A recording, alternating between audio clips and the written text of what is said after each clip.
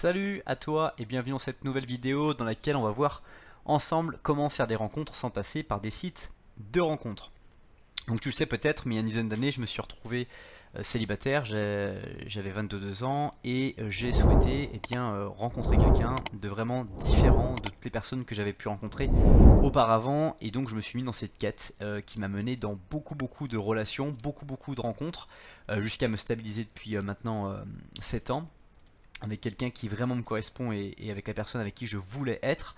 Et donc dans cette vidéo j'aimerais partager un peu différentes astuces avec 10 ans 10 ans en fait de recul sur ce que j'ai entrepris lorsque j'ai voulu faire des rencontres et comment j'ai fait pour justement éviter les sites de rencontres. Donc d'abord la première chose que j'ai faite qui va complètement t'amuser, c'est j'ai fait tout l'inverse de ce que je vais te conseiller. C'est-à-dire j'ai tout de suite commencé à m'inscrire sur des sites de rencontres. Je me suis inscrit sur de mémoire c'était Adopte un mec et un site lyonnais.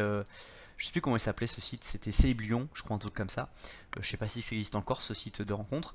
Et donc j'ai commencé à rencontrer un paquet de filles que je suis allé voir pour boire des verres.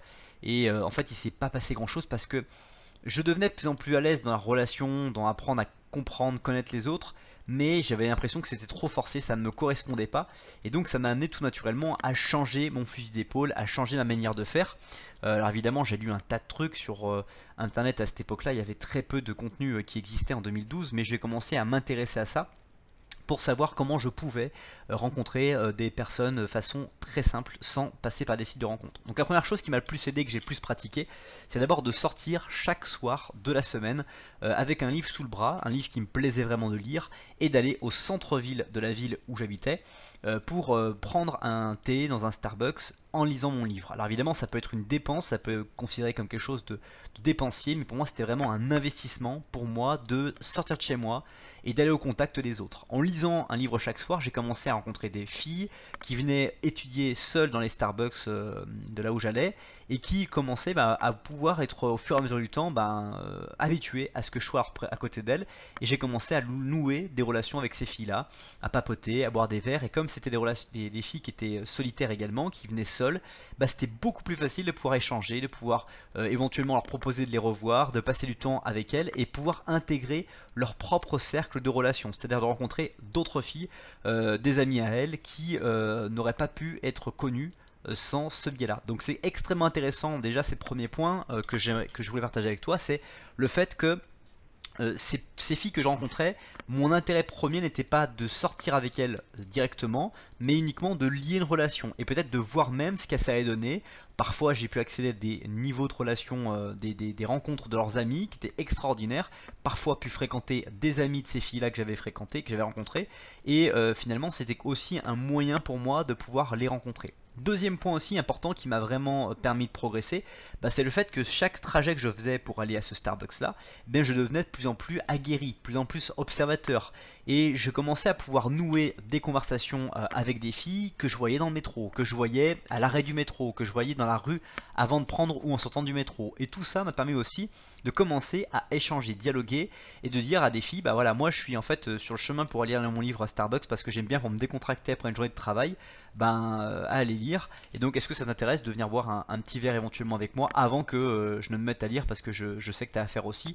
Et moi j'ai prévu d'aller lire un petit peu, donc le but c'est pas forcément qu'on reste ensemble toute la soirée, mais qu'on puisse discuter. Et donc tout ça m'a permis aussi de vraiment progresser de manière phénoménale parce que je me suis mis tout d'un coup à pouvoir en fait parler avec des filles, accéder à des filles, rencontrer de nouvelles filles et avoir un tas de nouvelles rencontres dans mon répertoire téléphonique. Autre aspect aussi qui m'a vraiment intéressé et plu, c'est quand j'ai découvert l'aspect Couchsurfing. Couchsurfing, c'est un site en fait où tu peux aller dormir chez les habitants, mais aussi il y a beaucoup d'événements qui se produisent très régulièrement. Donc dans ces événements, qu'est-ce que tu vas pouvoir faire? Simplement aller boire un verre, de l'amitié et rencontrer des personnes. Et j'ai pu, grâce à ça, non seulement découvrir des voyageurs qui venaient exclusivement de passage sur Lyon à l'époque, mais également j'ai pu rencontrer des personnes qui vivaient à Lyon et qui recevaient, qui étaient très ouverts sur le monde, qui recevaient des étrangers et qui voulaient partager avec quiconque. Et j'ai pu intégrer des réseaux, rencontrer des filles, rencontrer des mecs extraordinaires qui sont devenus par la suite des amis.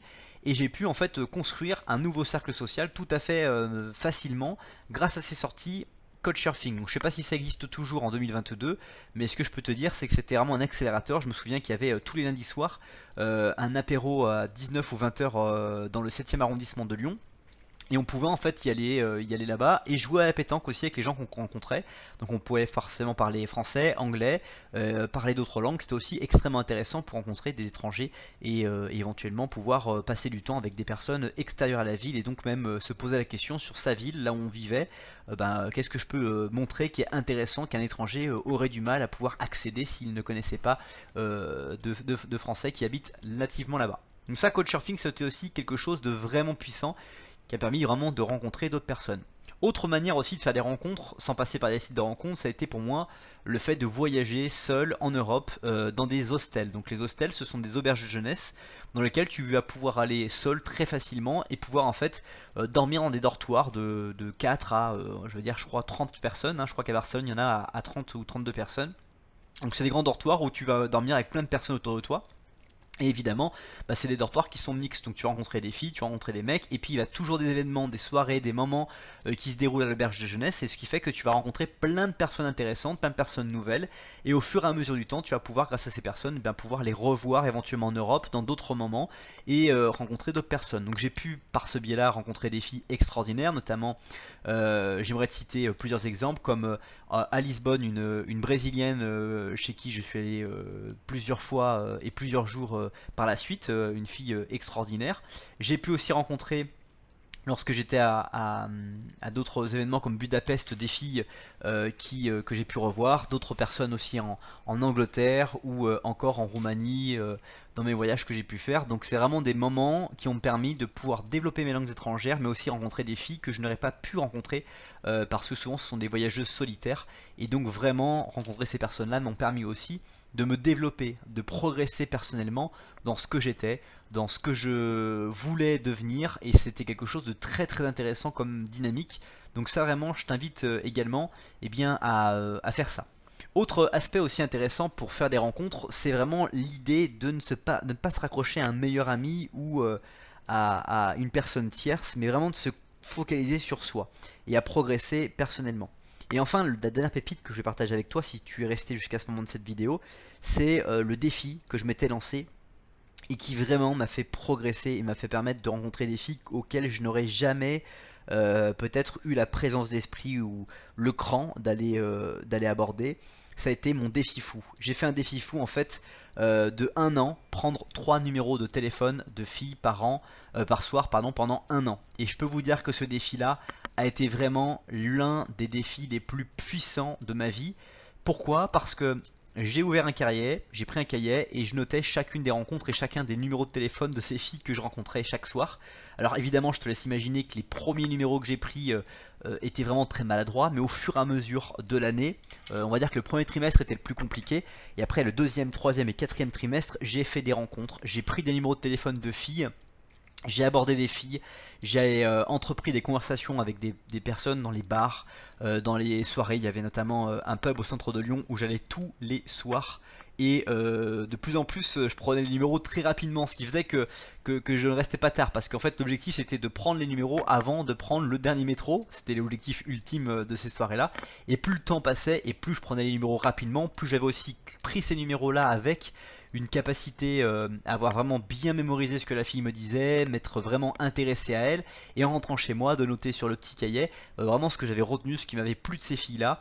Et donc je peux te laisser imaginer que ces 1000 numéros que j'ai pu prendre au cours de cette année-là ont vraiment permis d'avoir au moins 1000 interactions, parce qu'il y a des soirs j'ai pris plus de numéros que ça, mais on va dire 1000 interactions, donc parler avec 1000 filles différentes, et avoir pu découvrir 1000 perspectives de monde, 1000 façons de voir les choses, et donc de m'intéresser, de m'interroger sur aussi quel type de filles je voulais fréquenter, et avec quel type de filles je voulais vraiment vivre. Et donc je pense que cette expérience-là, si tu peux réussir à te challenger là-dessus, c'est l'une des meilleures expériences de ma vie, l'une des choses qui m'a vraiment le plus permis de progresser, de développer ma personnalité, parce que je me suis posé tout un tas de questions.